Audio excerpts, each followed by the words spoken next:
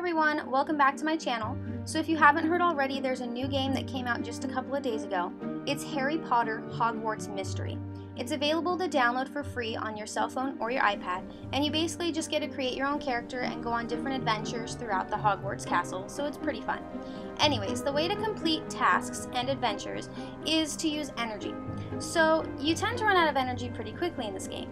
You can choose to buy some energy with gems and real money, or you can wait 4 minutes for each point to replenish on its own. But 4 minutes per point can add up to quite a long time. So I decided to make this video to show you different spots around the castle where you can actually earn some free energy points.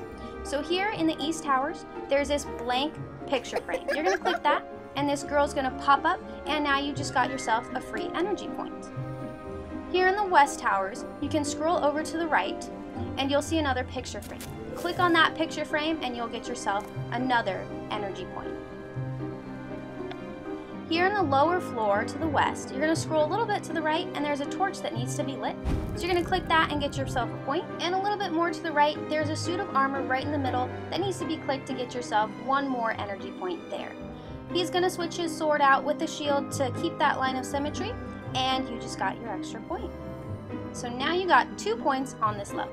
Now we're in the dungeons, so you're going to scroll a little bit to the right and you're going to see a house elf that's asleep on the job. So you're going to click him and he's going to give you an energy point, then he's going to run back into the kitchen to get back to work. Our last point here is in the castle grounds, so scrolling a bit to the right, you're going to see a stick on the floor. Once you click that stick, a dog is going to come out, he's going to take that stick and run away with it, and you got yourself one last energy point. So hopefully this video helps you out with the game. I wanted to make sure that you guys knew about these to help you get through the game faster and easier.